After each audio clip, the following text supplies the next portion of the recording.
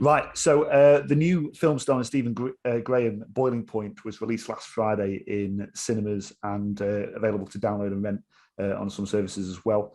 We are so lucky to have the director, Philip Barantini, here with us today, who's given up his time in what's becoming a mad week, Philip. Describe this week to us? It's just blown my head off, if I'm honest. I am overwhelmed by it all. You know, you make something and we made this film 2 years ago.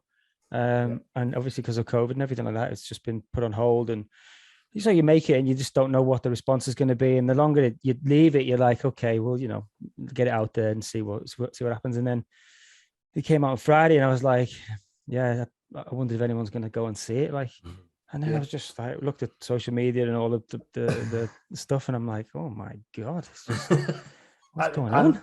It's so well deserved. I mean, I think we've been anticipating it for quite a while because I think, and we both subscribe to Empire and sort of back. Right. I think it was back at the start of the lockdown. They did a little piece. I don't know whether they did visit the set or something like that. They did. Yeah. And you know, I remember when it's, you know, the last couple of months on its build up to release, thought, I remember reading about that ages ago, sort of thing. So there's been quite a bit of build up to it. So for those who haven't seen it, like, let's do a bit of a sort of prep to it. It's a huge cast, a continuous 90-minute take.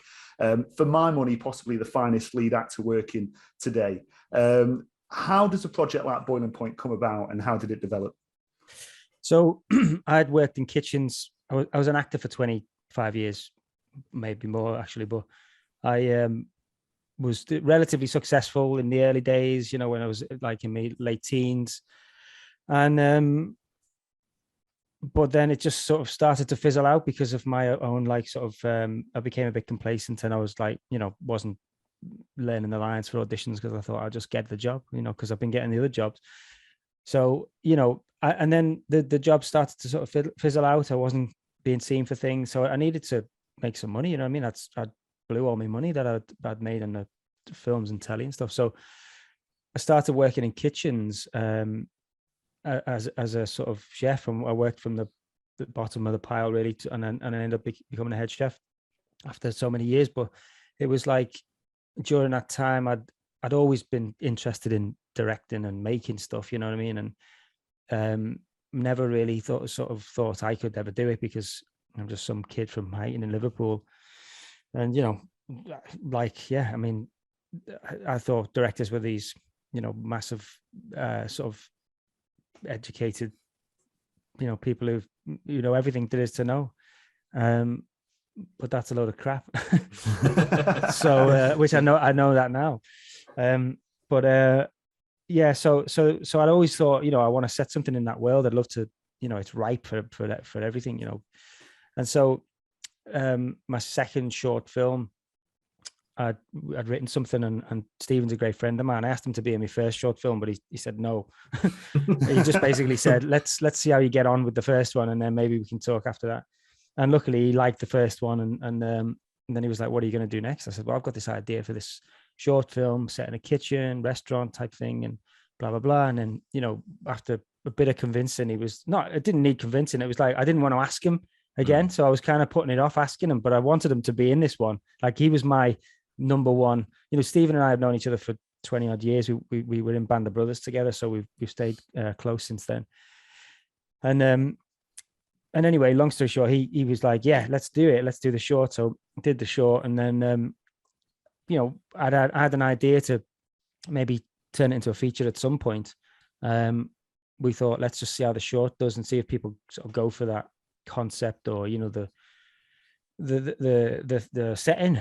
You know, because I know there'd been films prior to Boiling Point that had been set in the restaurants and kitchens and stuff like that, and some of them were good and some of them didn't quite hit the mark in my opinion. But so I thought, you know, let's see, and then did well, like in the festivals and all that kind of stuff, and we just thought, let's just do it, let's just turn it into a feature. And then we sort of talked about various different ways of shooting it, because we did this short in one take as well. That was 20 minutes. We've gone back and watched that since. Yeah. Actually. Oh, have you? Okay. So, Yeah. Yeah. I mean, it's similar, but it's also different. You know what I mean? Because the short only focuses on Stephen, his character, but the feature I wanted to expand, and I thought, you know, it'd be a real missed opportunity if we didn't sort of try to explore other people's little nuances and little personal stories and stuff. So yeah, that's how it came about, really. Yeah, brilliant. That's the long version. Well, we've read that obviously you did 4 takes, or I ran it through 4 times and actually ended up taking the 3rd take. Yeah. What was like the atmosphere like on set just before doing a 90-minute take of a film, but also in terms of like your direction? How do you go about that? Do you sit and prep with the actors beforehand and then just kind of like sit and fingers crossed, take a big breath and hope for the best? You know, how did it all work on set for you from your side, but also for like the actors and the atmosphere? I mean, me as a director on this particular film, on a normal film, you get a chance to like take them aside and let's try this and let's try that. You know what I mean? But with this one, all my work as a director was all done in the rehearsals and the workshops. You know, we workshopped it for a couple of weeks with the actors and rehearsed it, and then, you know, once I call action on a take, I'm sat in front of a monitor, just watching it play out, hoping for the best. You know what I mean? So I'm a spectator, a viewer, an audience member, if you like. And that's, you know, nerve-wracking in itself, because it's almost like, you know, you're watching your baby walk, take the first steps, and you're hoping they don't fall over, you know. And so it was like, I mean, I could have quite easily stood behind the camera with a little monitor and walked around with the camera and you know, and done it that way. But I didn't really want to give the actors any more pressure, because, you know, I don't really hide my emotions very well. So if I didn't like something, or I thought something, I probably would have made a facial expression that would have probably put them off. So I thought, let's just stay out the way and let them, you know, do it. And so, yeah, all of my prep and stuff like that. So we originally planned to do 8 takes over 4 nights. So we'd do it twice per night. So in total, we would have had eight films to choose from. But because of COVID, this is in March 2020 when we shot it. So because of COVID, we got cut short by 2 days, basically, which was sort of like the rug being pulled from under us, really. But in hindsight, I think if we'd have done it 8 times, we may have overdone it a little bit, and we may have been like, you know, just it might have become a bit of a too performancy or too, you know, over the top in terms of like the acting and stuff. And so, we do the take in its entirety, and then we'd stop, have maybe 2 or 3 hour break, I think it was. You know, everyone would get fed, and then I would go around everyone and and give my notes and all that kind of stuff. But it got to a point where it was the atmosphere was so electric. You know, once we'd got to the end of the take and I called cut, and we got to the end, like we'd actually finished, like we did it on everyone. We didn't stop at all. The elation was just incredible. And so trying to find each individual actor in a crowd of over 150 people and to give the individual notes was a nightmare. So I ended up having to like stand on a chair and gather everyone round, and I felt like a dictator at one point, and just like going, I want you to do this in this bit and this, you know. So it was just like it was a crazy time. And yeah, the atmosphere before the take was, you know, electric as well. We played a track, and everyone just was bouncing around the place. It was mental. Well, I think you posted some clips on social media over the last few days, and it is pumping, and it's really great to see. I think the great thing about this film is, you know, whilst it's a huge feat, it's so immersive, the end product, and it's by no means a gimmick. It's completely right that it's shot that way to bring you into that kitchen and into that restaurant. I wondered if you'd allow us to peek behind the curtain a little bit, because one thing that I'm dying to know is, you know, you've got quite a big set with a few locations within that set and a few subplots with different characters. What I'm keen to know is when the camera, I don't know, goes into the kitchen or goes outside or goes elsewhere, are all those performers continuing in role? Do they have their own sort of little subplot that they're continuing with, or are they having a well-deserved breather? What's going on? Yeah, I mean, to be honest, I had told them to sort of like try to continue and be in character. I think, you know, the nerves were just so heightened and everybody was so nervous that, you know, when the camera was off them, I think most of them, I mean, again, I wasn't there, so I was only watching through the lens of the camera, so I only saw what the camera saw. But I've been speaking to the actors afterwards, after every take, they were like, once the camera's off them, they're like, oh god, deflate, and then they're like, oh sugar, what are we doing next? And so it was. I think Vinette Robinson, who plays Carly, she'd like written out this like sort of Bible type, like a book that she put under the counter in the fridge. So underneath the counters, like the under counter fridges, she'd just leave a book in there, and when the camera was off them, she'd get it out and everyone would crowd around her and be like, right, what are we doing next? And then they'd go back to their positions. So I think, yeah, they had a bit of a breather, but at the same time, it wasn't like they would just go off and have a smoke or a coffee. It was like they were still like, really, really high energy. Yeah. You mentioned earlier about the sort of side characters and fleshing this out a little bit, and for me, that was one of the best things about the film. And quite easily, for me, the camera could have just stayed on one of these side characters and followed them for the rest of the evening.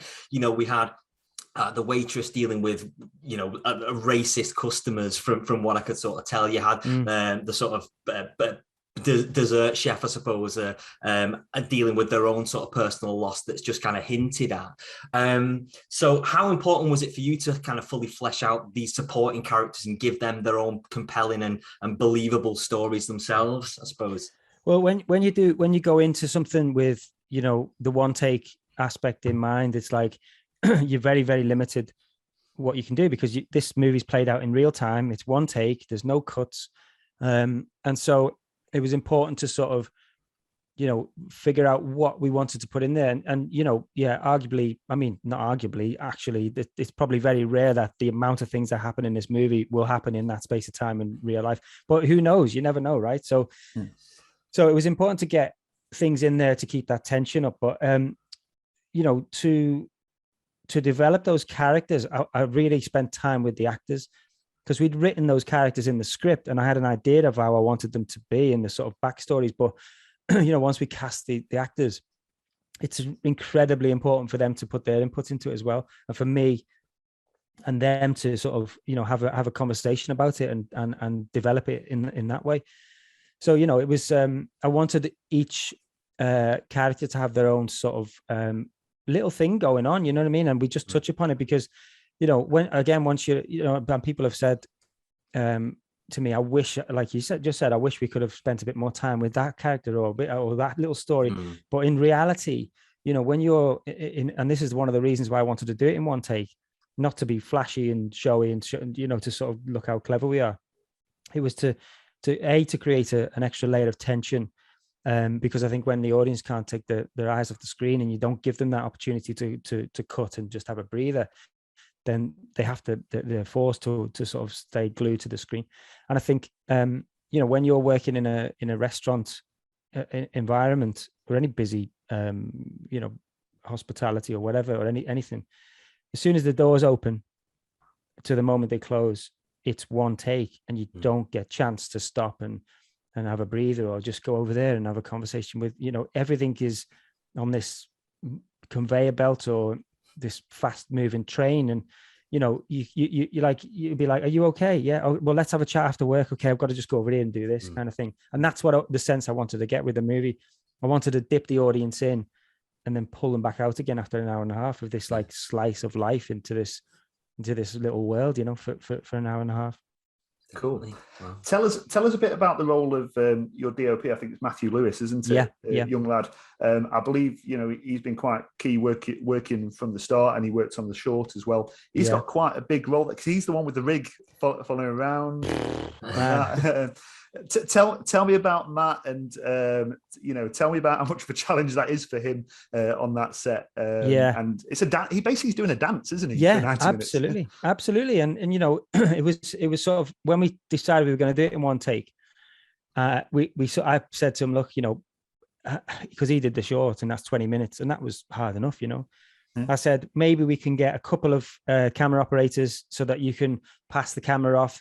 And then they can have a go for 20 minutes or half an hour. Then you can pass it back to you so you can have a break. And he was like, no, I think if we're going to do it, I want to give it a good go and do it myself. And look, he was 23 years old at the time. He's 25 now, you know, so he's fit and all that. So I've got no sympathy for him, you know, if he had any back problems at the end of it. No, I'm just kidding.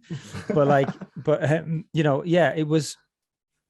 So between myself, him, and James Cummings, who I co-wrote it with, we would initially get into the space in the restaurant. We wrote the script around that space because it was important to have that in our heads when we were writing the script. And then it was a case of getting Matt, myself, and James in the space when it was closed, or, you know, it was closed during the daytime sometimes. So we just get in there and we would just map it out. And I would play all the roles, jumping around the space with James. And then Matt would follow us with his phone initially. And then he would get upgrade to a DSLR camera, and then we do the whole thing together. And then when he designed the rig and stuff, then he would practice with that on in the studio where they built the rig. And then so Matt and I were sort of staying with each other at the time. I asked the producers to get us an apartment together because I wanted to be, you know, 24 hours a day. We needed to be talking about this movie. So, and then I just remember, like, I'd get up in the morning or something, and I'd come out my room, and he'd be there in the living room, just with his eyes closed, like just doing this mad dance in one spot, like, and what he was doing is just mapping out the whole thing in his head. Like an F1, like an F1 driver. Exactly. Yeah. So it was, you know, he's just, honestly, he's a genius. So, like, he's just incredible. Wow, incredible. And is the sound taken from that rig as well? Because, like, logistically, sound-wise, that must be quite difficult. And is the rest of the set silent whilst? Yeah. It's so it was important to figure all that out beforehand, because you know, we could have quite easily done the sound on site, because it is one take, so you don't need to worry about, you know, it being louder on that take than it is on that take when you cut it and stuff. So, but I wanted to make sure that we were able to get all the dialogue in camera, if that makes sense. So everyone was quiet. There was 37 radio mics on all the actors. Every actor had a radio mic on, and then we had 2 boom operators. There was 2 sound recordists hidden away, and it was all recorded live. But then all of the sort of the Atmos stuff was all done in post. So, you know, any of the sort of the background noises and stuff like that was all done in post. And then the my composers, who I've used on everything I've done so far, I was like, let's try and compose some music for the movie, and see what it feels like. But in the back of my mind, I'm like, I feel like I don't want any music in it, but let's try it anyway. So they did this beautiful score, you know, from like, they did like, I think it was like a 10 or 15 minute section for the opening of the movie, just as a sample to show me what it would be like with music. And it actually took the tension away a bit, you know. Sort of, so I felt terrible, you know, because they put all this effort in, and obviously they wanted their music in the film. And I just said to them, how do you feel about composing the music that comes through the speakers of the restaurant? So when the restaurant opens, they put the music on, and it's like Christmassy music, but they've composed all of that. And what they've done is they've made it slightly grittier at points, slightly more heightened, and slightly more, you know, so it's a subconscious thing. It's like the camera moves. I wanted that to be a subconscious feeling, and this music coming through the speakers, which is very subtle, was also to add to that, the layers, you know. So yeah. Brilliant. The film's getting an absolutely incredible reception, and there's a lot of praise. What does that reception mean to you, and what you kind of do next?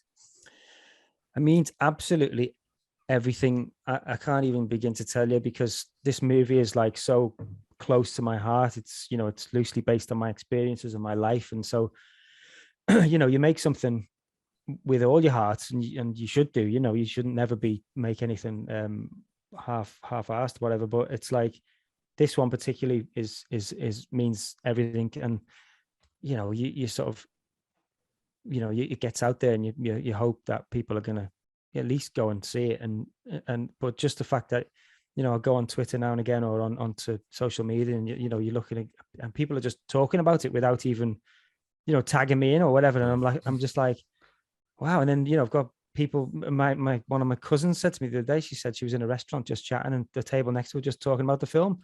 I'm like, what is going on? Like, it's just mad, you know, it's mad. Like from the minute I was decided I wanted to direct in 2018, you know, you go into it and I put everything into it and I thought, this is what I want to do now. And you just hope that, you know, you do. And it's just been an absolute mental roller coaster ride, and I'm absolutely over the moon.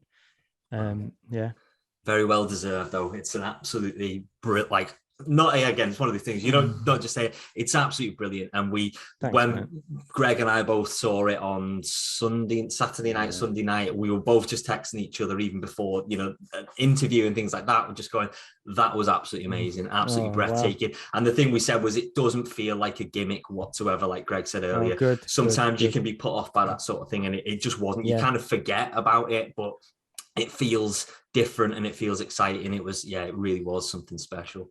Definitely. Thanks, guys. It means the world. Honestly, it really does. Yeah, I really appreciate it. What are the films that are sort of formative for you as a young sort of aspiring filmmaker growing up, and even back as far as, like, I don't know, your childhood? What were the films you were into? Because I'm interested. You know, obviously, our podcast, as well as speaking about all sorts of different films, we have a lean to sort of like family films and kids films as well. So I'm just keen to know, you know, where your sort of, you know, bread and butter has come from, you know. Yeah, I mean, I grew up in the 80s. I was born in 1980, and I think like movies like The Goonies and, you know, all of those classics, even like Jurassic Park, any Spielberg stuff, and those Amblin movies were just very nostalgic for me. But then, you know, anything with Ken Loach, that sort of vibe, you know, that sort of social realism is a big thing for me. I think, you know, believable performances, but also, like, you know, for me, I think it could be set anywhere really, but as long as those performances and the actors are believable, then you know, it's great. But you know, all of those 80s, you know, the classics, I guess. Absolutely. I just love all that. I'd love to do something like that, like a Goonies type movie, you know. Oh, cool. Fantastic. Well, we're going to let you get off because we know that you know your time is so much in demand at the moment, and for very good reason. But I just want to give you huge thanks for giving the time to come on our podcast, our humble little podcast today. We really appreciate it. Yeah, me too. Thank you so much, guys. Cheers. Thank you very much.